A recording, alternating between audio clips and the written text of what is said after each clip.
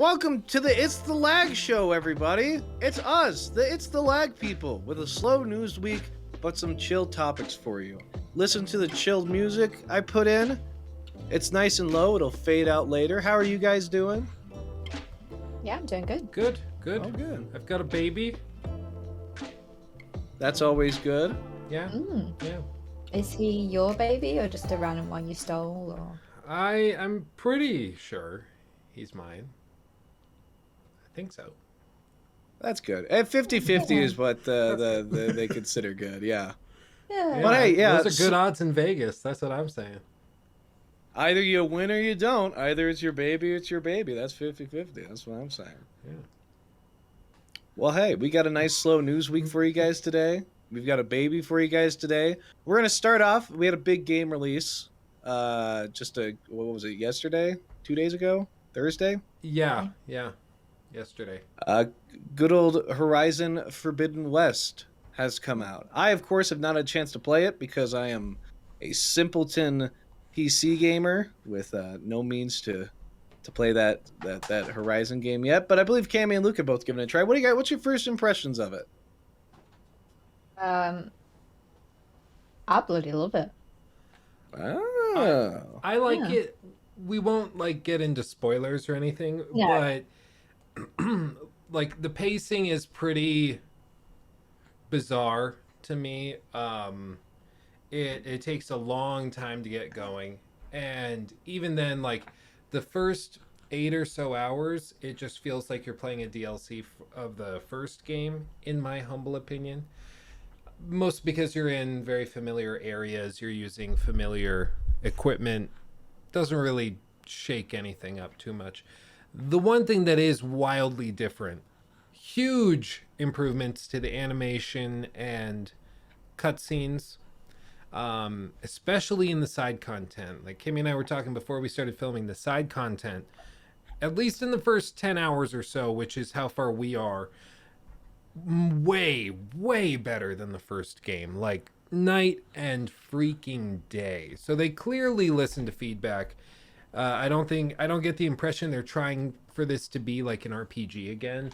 It's just Horizon. They're not, they know what this game is supposed to be, and it's doing a very good job of it so far. So I like that. I love the mini game. Did you mess around with the mini game that they have, Kimmy?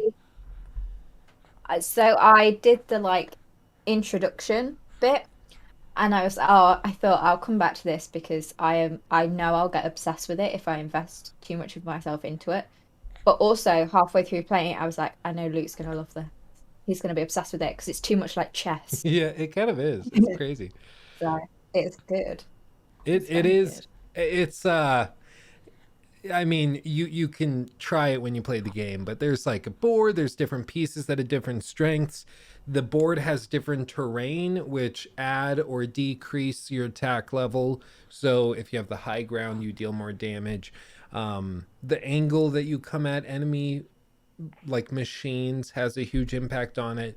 It's fun. If they do a collector's version of this game where you can buy it and it comes with the little figurines and everything, I would jump on it. I legitimately enjoy it.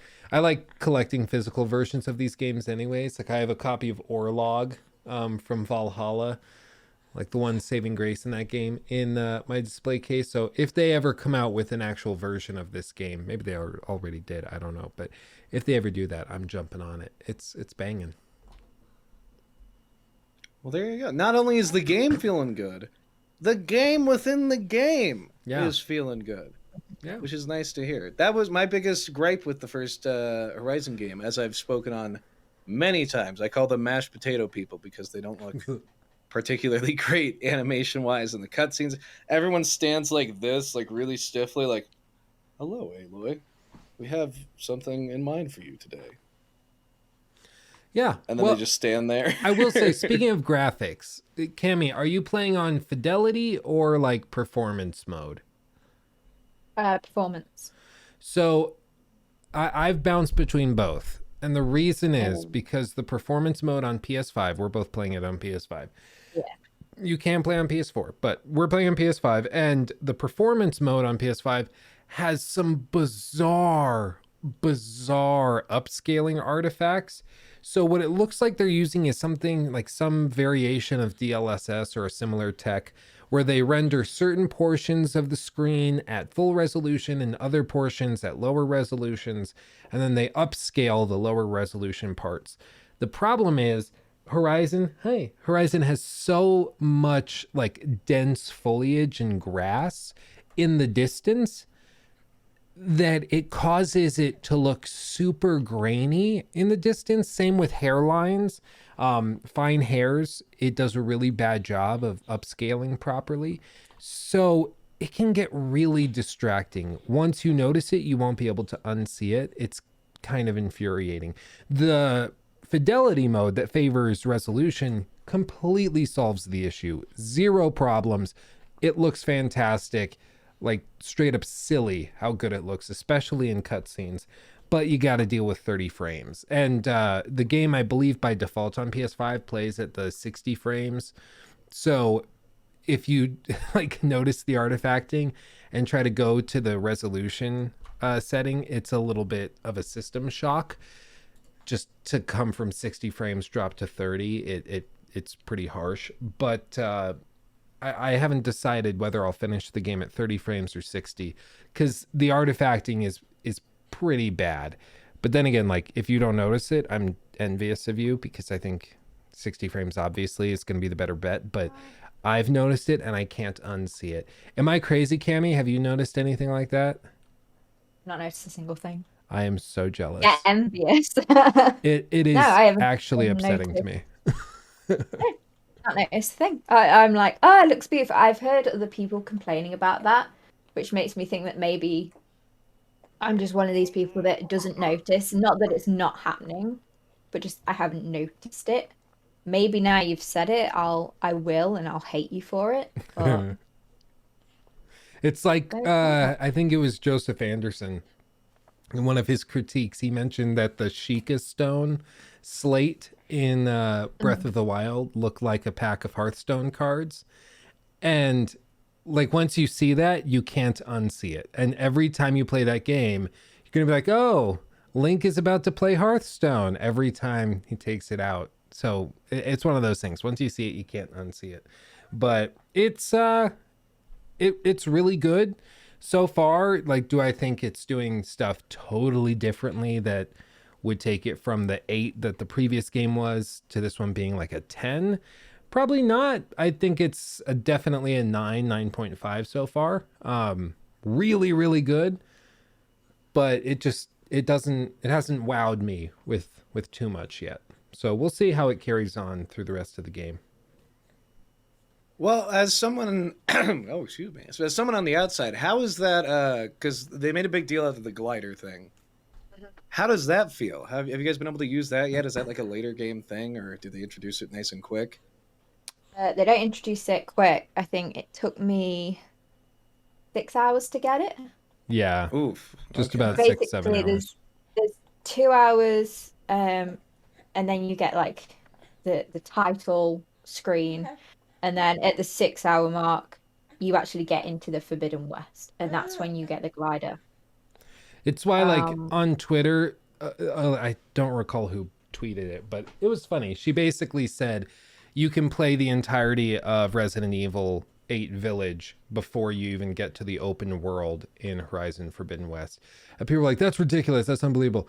It's actually kind of true. Like, they spend so much time setting everything up and doing the like rehashing the main story from the first game. Like I said, it's mostly pacing issues that I have so far. Like if you've played the first game, which most people who are playing this probably have, it's tedious as hell, because Aloy will go on like 5-minute rants just rehashing stuff with Gaia and everything that goes on in the end of that main story.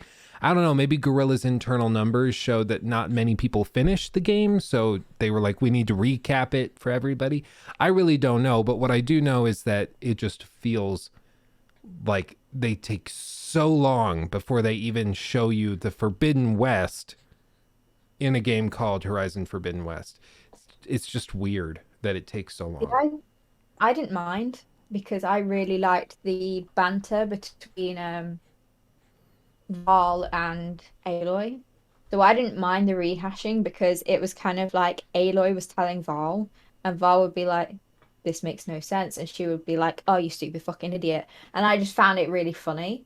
So I didn't mind the rehashing. And as well, Horizon can be pretty complicated, as in if you like really invest yourself into all the politics and all the tribes and all the like Gaia and the subsystems and everything. So I didn't mind the refresh, to be honest.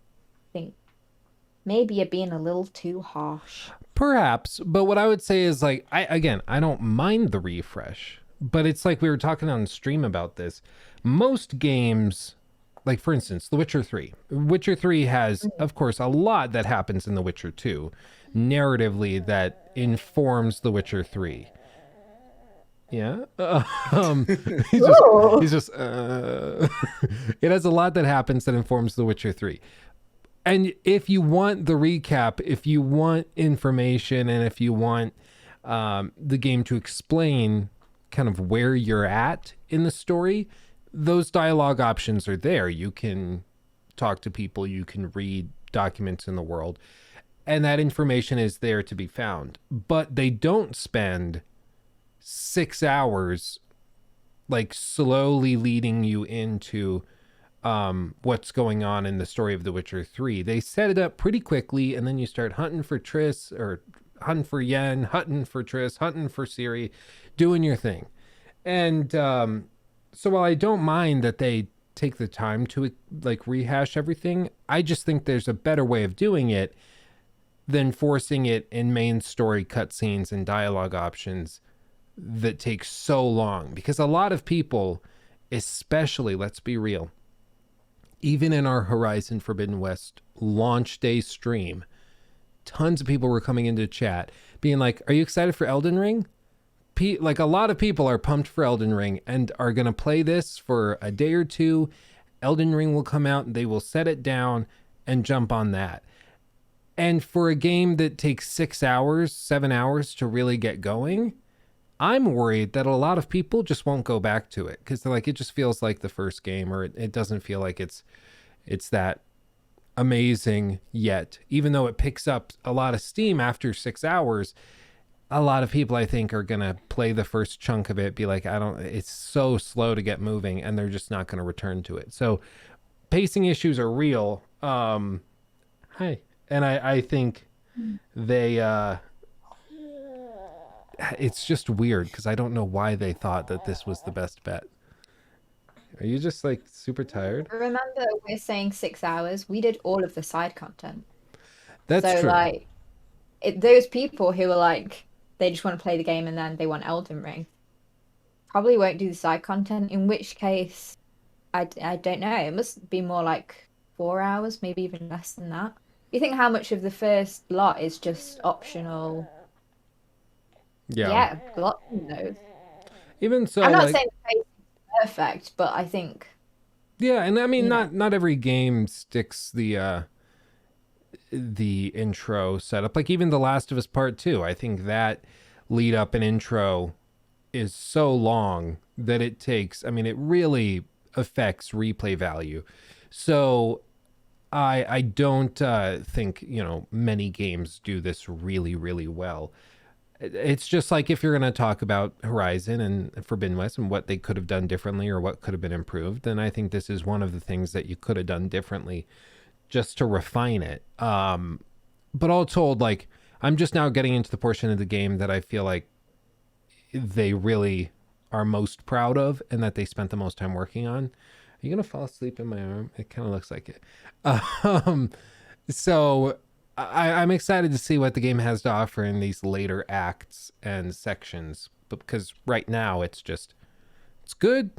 It's not amazing, but it's starting to pick up steam, which is what I'm hoping for. So if any of you guys are out there and you're playing it and you're like 3 hours in, just know it does pick up steam. Push through, enjoy it, relax a little bit.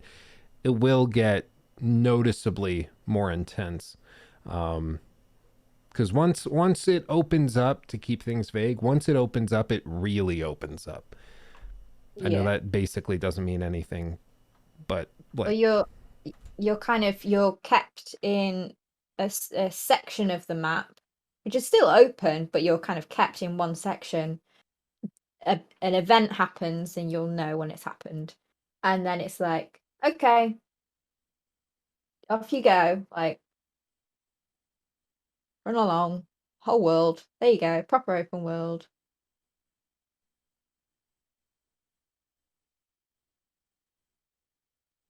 Oh, I think Luke is no, He's silent. there. You I'm, go. I'm good. I went like, yep.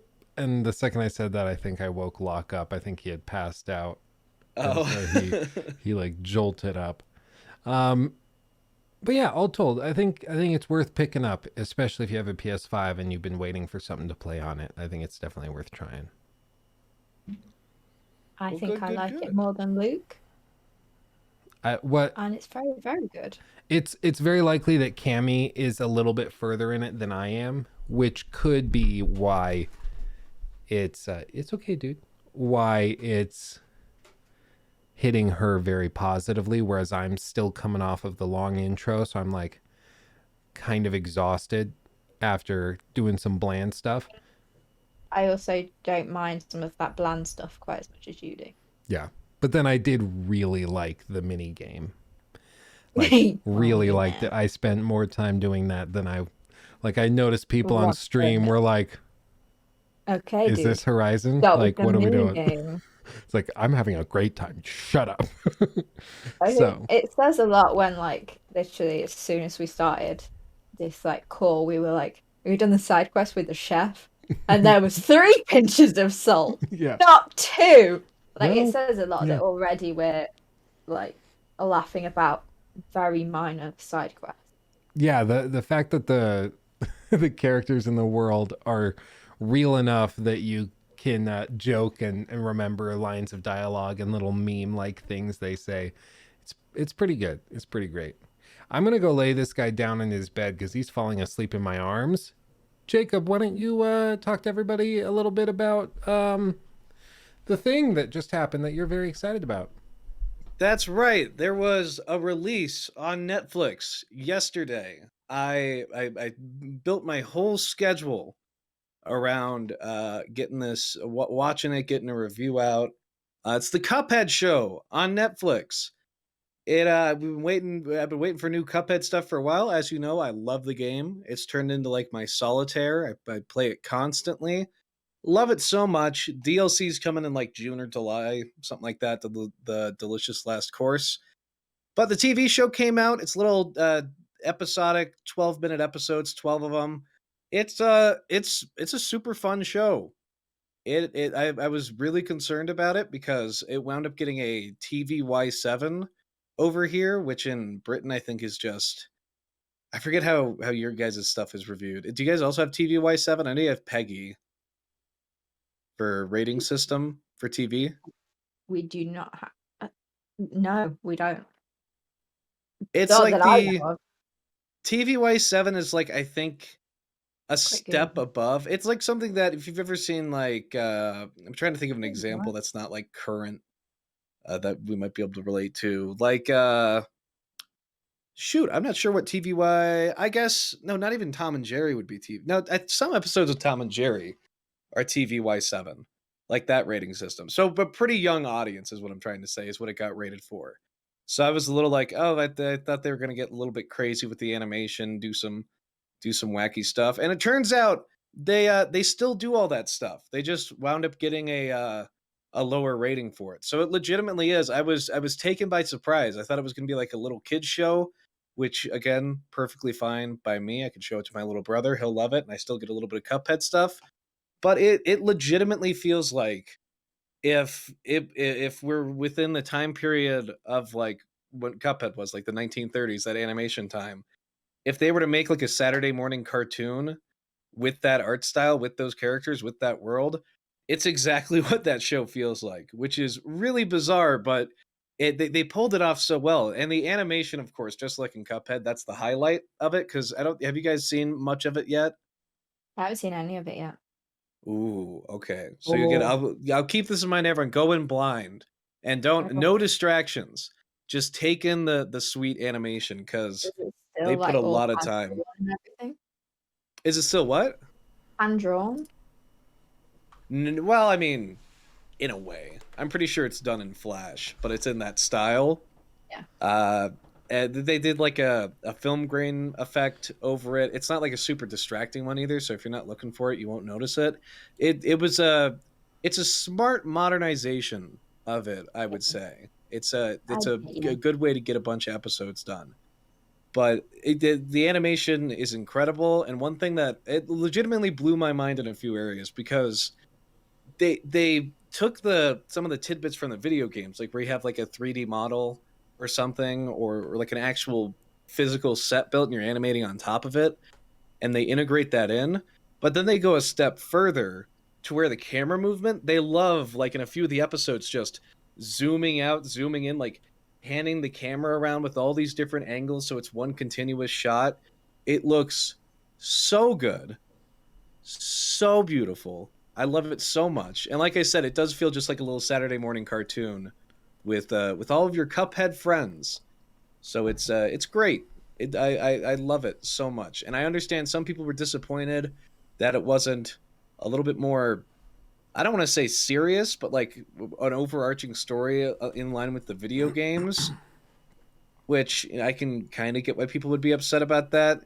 But I love how it turned out. I love the idea of just taking those two characters from the video game and being like, they're a Saturday morning cartoon now. It feels like something out of the 90s almost, where they're just like, yep, they got a show. It's like the Sonic the Hedgehog show. It's like he's going to do it, except much better in terms of animation. And the storytelling, too, is all like stuff you would see in like old Tom and Jerry cartoons. There's one episode that's literally like based off of an episode of Tom and Jerry, the one where they do you guys remember the episode of Tom and Jerry where they get the baby and they have to take care of the baby?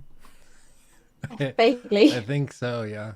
That's a classic. That one's burned in my brain. I saw it so many times as a wee child. And they do that same kind of story. So if you're into that stuff, the only reason I would think someone shouldn't watch it is if they like a big overarching narrative, or if they I don't know, are expecting more from it than just like a Saturday morning cartoon, because I think some people were. But I love how it turned out. I highly recommend it. And that's the Cuphead show, baby. The Cuphead show.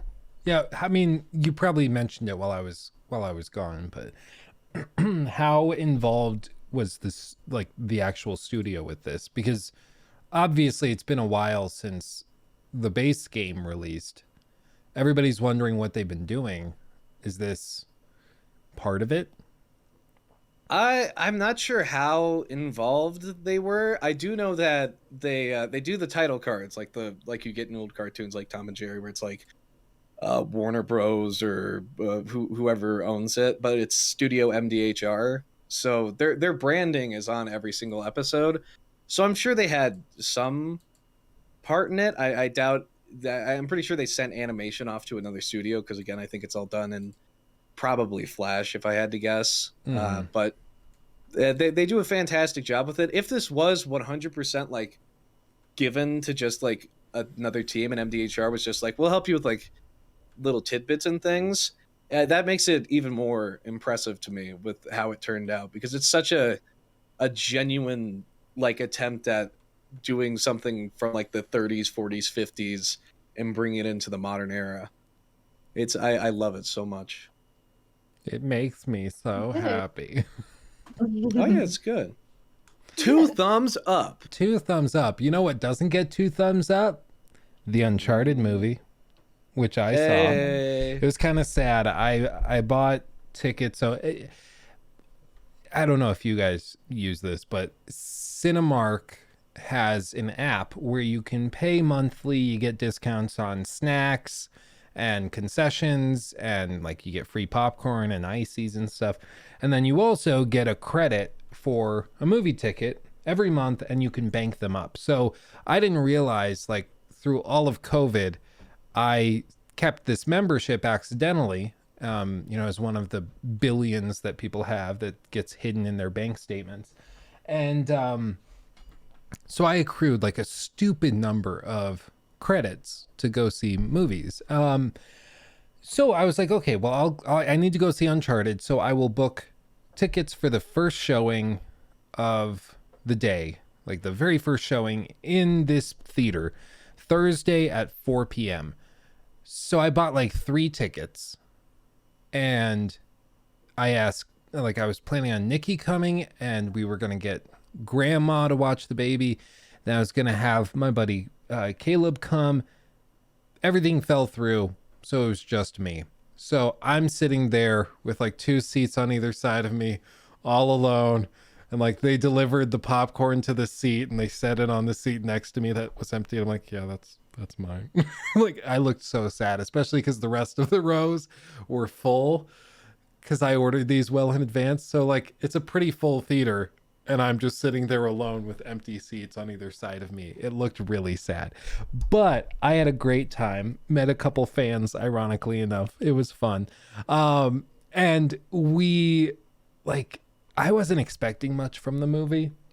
I think everybody kind of was bracing for it to be pretty and sure enough, that's what it feels like. Not to mention, like, so much of this movie is just bizarre. Like, I have the full review posted on my channel. I just did it this morning. I have the first half spoiler free, the second half filled with spoilers, because some of the stuff that's terrible in this movie you can't talk about without getting into spoilers. Like, no joke, there's an entire scene that's just not in the movie.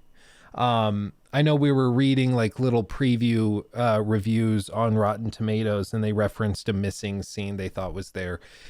I didn't think that instance was particularly offensive, but there's a section, a moment in the movie where Sully and Nate need to get somewhere, and they like see it and they set it up, and the place is like surrounded by guards and armed guards, and in like 2 minutes, let's just say, the ability to make this happen will no longer be present. And then the camera just cuts, and all of a sudden they're inside. It like doesn't make any sense. It would be like if in a movie 2 people were looking at the White House and they're like, we need to break into the Oval Office, we need to do this, and we've got 5 minutes to do it. The camera cuts, another scene plays out, and then they come back and they're just in the Oval Office, and they don't mention how they got there or what happened. You're just supposed, like, no, it's an action movie, whatever, forget about it. It's so weird. I actually was thoroughly confused. I thought maybe I passed out for a minute when it happened, because did I fall asleep? Like, they just didn't show it. Tons of stuff like that. They get rid of the interesting characters. They cast everybody in a really weird way. They straight up have Sully act as the older brother figure to Nate instead of the father figure, which to me doesn't work. Even to the point where they have like clear symbolism between Nate and Sam that they show, and they mention it in trailers as well. But they have symbolism between the two that represents their relationship. And then at the end of the movie, Nate and Sully do that same thing, symbolizing they've come together as basically brothers, which isn't what Nate and Sam's relationship is supposed to be. And it fundamentally changes it, but it explains why Sully is presented in a young, kind of cool way, without the mustache, without looking old. Like, it's because they wanted him to be the big brother instead of the father figure for some reason. The lady they cast is Chloe Fraser. Chloe is like smooth, confident, sexy and powerful, self-assured, capable. She's so many things in the games. And the lady they cast to play her in the film just doesn't play it like that at all. She's like a bumbling loser of a treasure hunter, if you can even call it that. And it's like they focus tested the movie, realized that she wasn't working and audiences weren't connecting with her. So they just like write her out of the last act of the movie. Like, she's in everything up to that point, and then she's just like gone. It's really weird. Like, so much of this movie is just bizarre. I don't even know how to like explain it away, because so much of it is just weird and broken. Maybe I'm just like a cynical prick, but a lot of people seem to be on the same page with me. I need you guys to see it just so I know I'm not crazy, but it's horrible. It's just a bad movie. I don't know how else to put it. It's just bad. It sounds like an adventure movie. You guys remember? You ever seen? Well, I know Luke has National Treasure 2. Oh yeah, Nicolas Cage. yeah. You were explaining that once. Just like we have to get there. I think. Imagine there's a scene where Nicolas Cage, I believe it's in the second movie, he gets into like a wetsuit, I think, with like the tuxedo. Mm-hmm. Isn't that the second movie? And he swims into the location. It's super cool. And then he gets up, and then it's like, wow, that was an awesome moment. Nicolas Cage looks cool somehow, which isn't a consistent thing because he's butt fucking sane. And then he goes in, he gets all the exposition, and then again it's like, oh, now it's time to escape. Now it's time to get away. So it's action, a little bit of exposition, then you go back in, because if that's what an adventure feels like. You go somewhere, you get information. Time to go, and you got to escape from it. Mm-hmm. Like that's 101. That's like the basic path you take in those types of movies. You see Indiana Jones, that's literally all it is. It's, oh, here we go. We're sneaking through the temple. We found the thing. Here's the thing about the thing. This they believe in this. Oh no, a boulder, and then they have to run away from it. It sounds like it's missing the pieces to make it fun, which is the only thing I thought would be a positive for this movie, is if they make it fun. Yeah, and it reminded me, I mentioned this in the review, but it reminded me of an article that was posted. I can probably actually find it real quick, but basically Tom Holland last February did an interview where he said if he could do Uncharted again, and yeah, here it is. I'm not going to disable ad blocker. Are you kidding me? Oh, that's wrong. So yeah, no signal. I was recording the PS5, so all of the inputs are messed up. But there we go. So Tom Holland said that he felt like he might have made a mistake playing Nathan Drake in Uncharted. And the premise of this whole article is that he was saying that he was too worried with looking cool and looking good in the shots. So like, I want to look good now. I want this to be my cool moment. And as a result, he felt like they didn't do it loosely. Also, by the way, yes, Nolan North is in the movie. It's a really bizarre cameo. Which is in the movie? Yeah, like what they're showing here is like they sat him down in this chair and they film him for like 5 seconds and he's in the movie. And he makes like one of the one-off lines where like he says, Nathan Drake says something like, oh, I fell out of a plane or something like we saw in the trailers. And then he's like, I did something like that once. And then everybody looks at him like he's totally insane. And then they just move along. It was kind of fun. It was lighthearted. Part of the film. But it did. Yeah, Nolan North, he did it. He made it. But like all that to say, this is actually very accurate. And it's cool to see how self-aware Tom Holland was about the movie, because he probably saw the screenings and was like, ooh, because it really does come off as Peter Parker trying to act like a 30-year-old treasure hunter.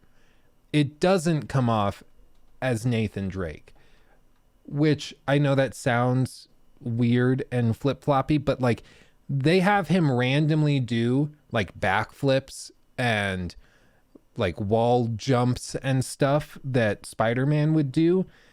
Nathan Drake doesn't do that. Like he's kind of a clumsy fighter, but that's why it works, because he's just an orphan kid treasure hunter who will beat the crap out of you if he needs to, but he doesn't want to.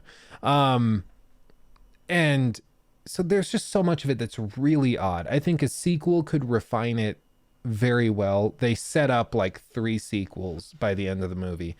And in fact, like they did that new trailer just a few weeks ago where they showed Sully with a mustache, and that, it's bizarre, they cut that from the post-credit scene. That's not even in the movie. So it's like they heard all of the feedback from gamers being pissed that they weren't giving enough credit to the the source material. And so they filmed this post-credit scene and stuck it on in the back. Gave Sully a really half-assed mustache. It looked like Mark Wahlberg grew it in like a week and a half. And it's just weird. They set it up for a sequel in that moment, and it's just really odd. There's so much about this movie that just feels both rushed and careless, but then also at the same time it feels like it was micromanaged into oblivion. It's just too bad. Like even the theme song, the ba ba ba ba ba ba ba, like very iconic. They don't use it until after the first row of credits roll. They tried to write like their own theme. I couldn't even tell you what the theme music for this movie was because it was so forgettable. And they had access to the Uncharted theme. They could have used it, but they chose not to for the whole movie because like I guess it wasn't good enough for the movie. It's just weird. Like so much of it is just weird. So we'll see if they give it a sequel. I don't know. Maybe the movie will perform well. It did well in the early screenings. I doubt this has long-term performance potential just because like long-term box office success usually comes from word of mouth, and I don't think this is getting a lot of good word of mouth right now. So anybody who's interested in seeing it is seeing it this weekend, maybe next weekend a little bit, and then it'll drop off pretty heavily. But yeah, it's what happens when you cast a couple of people who are successful actors in their own right, who have done action movies before, but that are known for just kind of playing themselves.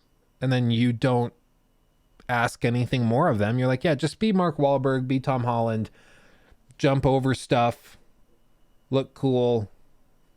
We got a movie. We got ourselves a movie right there. And the probably worst offense of all of this, and then I'll shut up, is that I'm not joking. Like I said, they used post-credit scenes in trailers. They literally use shots from every big moment. Everything that happens in the movie is all in roughly 4 minutes of trailers that they release. They release 2 trailers, and in those 4 minutes, they show everything that happens in the movie. Every like major set piece, every single location, even when he discovers the treasure, they showed that moment in trailers, which usually when trailers do that, it's indicative that like the producers aren't confident that the audience is sold on the movie. So they feel like they have to blow their load just to get people in the seats. It's really weird. And it's unfortunate because then there's nothing exciting or new when you sit down to watch the movie. It's all stuff you've seen before in the trailers. So you're like, should I just have not watched the trailers? I thought the trailers were supposed to sell me on coming to the movie, not to be the replacement for the movie. You know, it's just weird. It's odd. I'm upset.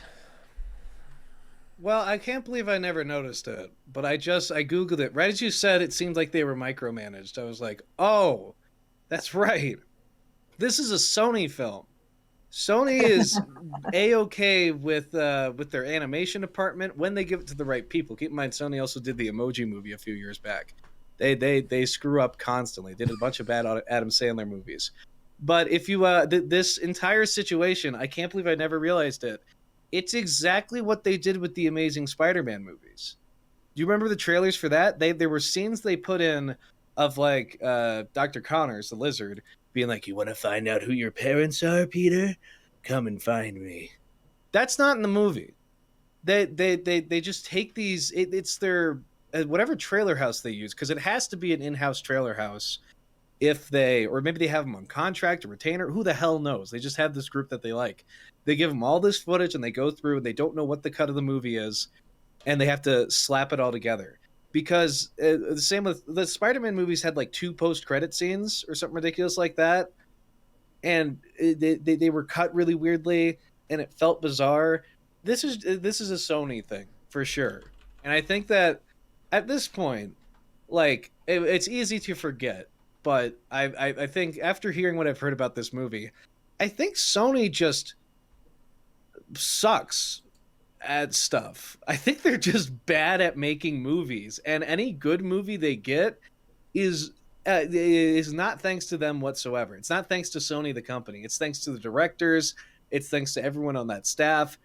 Sony has it's like they'll get lightning in a bottle, and then they'll be like, oh, sick, and then they'll fucking smash it open and be like, let's do 50 of these now, without realizing it's like, well, no, you just destroyed the one thing that we got working because you wanted to sell Subway sandwiches or whatever. But thank God they didn't do. Was there much product placement? Did they stay away from product placement? Yeah, I don't recall any product placement.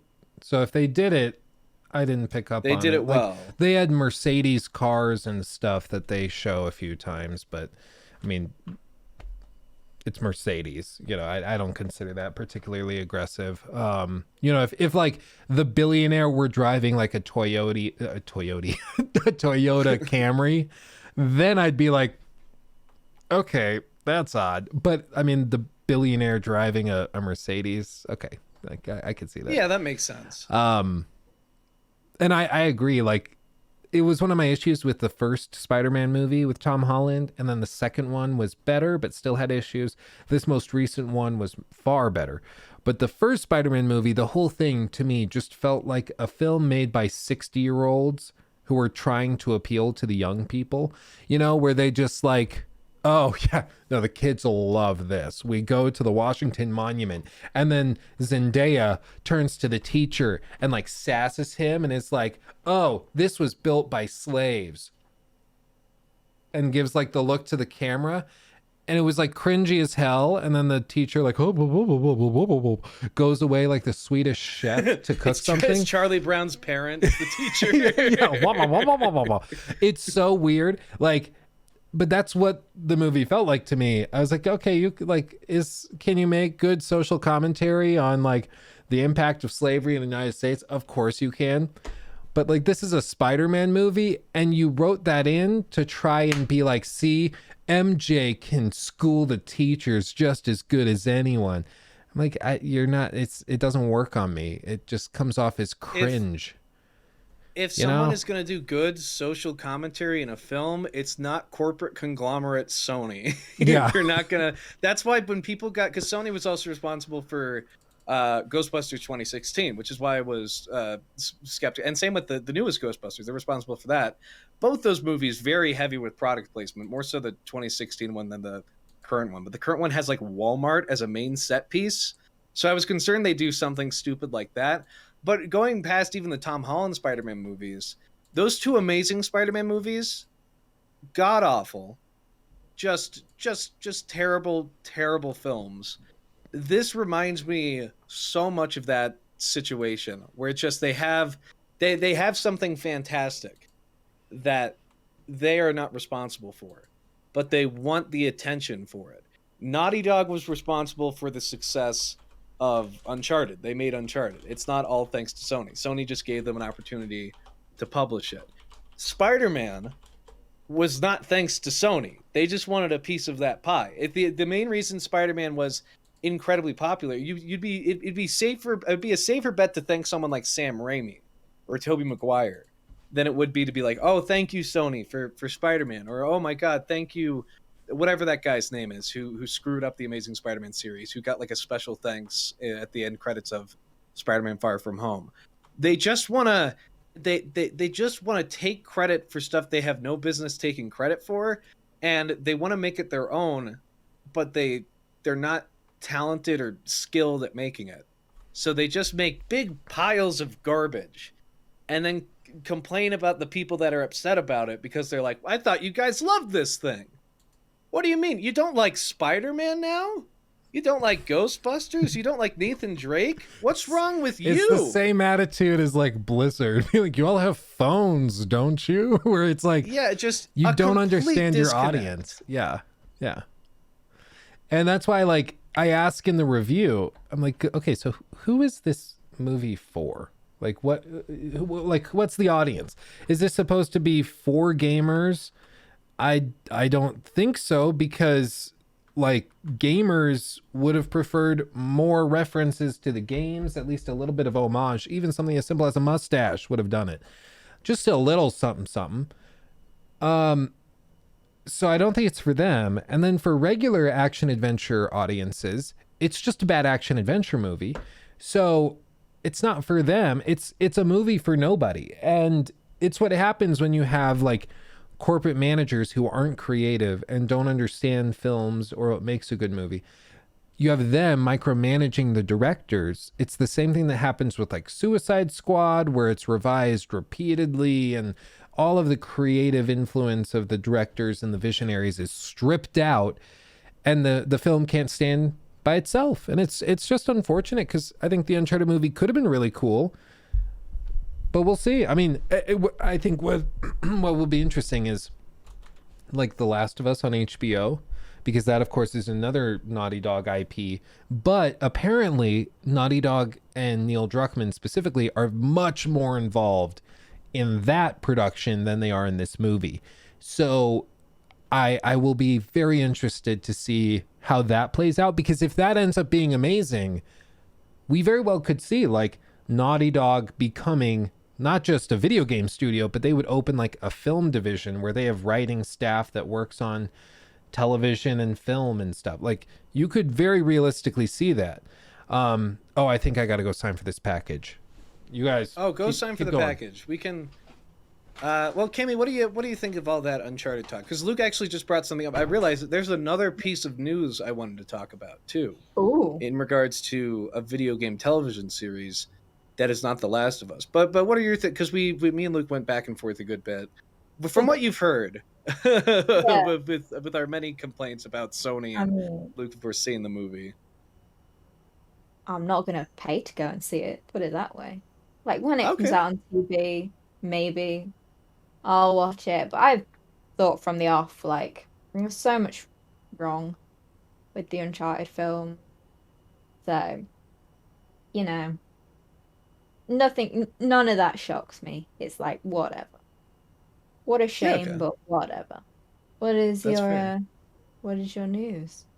Well, so I saw recently, Luke brought up the HBO being like, what if they could make a big, that's definitely the next step, is branching out. It's like, what if you can make a video game that has a TV series like the Cuphead show that's really great and fun, which of course Cuphead's smaller scale.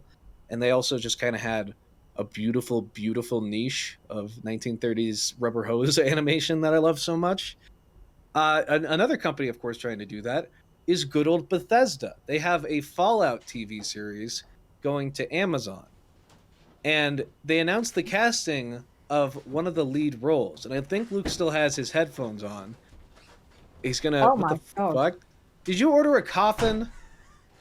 No. Oh, shit.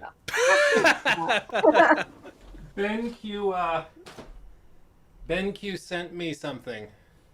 Hey, look at that. Holy crap, Lois. It's a What is that? It's a Mobius. I gotta be careful not to flash my address. A Mobius 4K 144 hertz HDR gaming monitor. Ooh. Unboxing video coming soon. Oh yeah, I guess we got to do another unboxing video, Luke. We haven't done one in like 2 years. Yeah, that thing was that monitor that BenQ sent me for the last unboxing video like 2 years ago is right there. That's what the screen you guys are on is, that one. I still use it to this day. It's a very nice monitor. Sorry, I sprinted. The FedEx guy looked like a little shell shock because I swung open the door. Hi. But that's awesome. Thank you, BenQ. Thank you for that. Anyways. Thanks, BenQ. Yes, Jacob, you were mentioning Bethesda? Yeah, Bethesda's Fallout TV series. Have you guys heard anything about this yet? Because they did something I absolutely love. I was just thinking, I've talked about it a little bit on the Tuesday show, now the Gods of Gaming podcast. I maybe even brought it up. There's a show I love called The Righteous Gemstones. It's a fantastic show. And one of the standouts in that show was a man by the name of Walton Goggins. And he was just fantastic in it. And it immediately clicked in my head. I was like, wow, he deserves more attention. He is genuinely a fantastic actor. He was cast in a lead role for the Fallout TV series as a ghoul of some sort. And if you look at Walton Goggins, I don't want to be mean, but that dude looks like a ghoul. Like, it's a perfect fucking casting choice. I love it's because I love him. I love him in Righteous Gemstones. Most of the stuff I see him in, I'm like, wow, you're fantastic. But I think it might be the best casting you could possibly do for that role. Other than the guy from like Tim and Eric. You guys ever seen Tim and Eric, where it's like the movie review guy who's like, I give it 4 wet kisses out of 5 wet kisses. Like that guy. He looks like a ghoul a little bit. But It's Walton not a bad Goggins thing. is We all kind of look like ghouls. perfect. Lachlan knows that the camera watches him and that I'm usually looking at the camera. I have it pulled up on my phone while he naps. So I just pulled up the camera and he's just laying in his crib staring at the camera. Both cute and creepy at the same time. He's like, Dad, can I come play? He needs to nap. He doesn't want to nap. Anyway. Well, that's good. I mean, the Fallout TV show was one of like 15 things that they showed off during was it E3 2020 or 2019? 2019, I think. It's one of the two. When they announced like Elder Scrolls 6, it was like, okay, we're gonna just blow everything. Look at everything we've got going on, and so that Microsoft can buy us. Yeah, and it honestly was not a bad idea. Clearly, it worked out pretty well. But like they announced the Indiana Jones game, they announced the Fallout stuff, you know, everything. I mean, it'll be interesting to see what a Fallout TV show is like, because you can do pretty much anything you want as far as villains and protagonists are concerned, because up until now, those characters have always just been filled in by the player. So there's complete freedom for the writers, which could actually be potentially a better option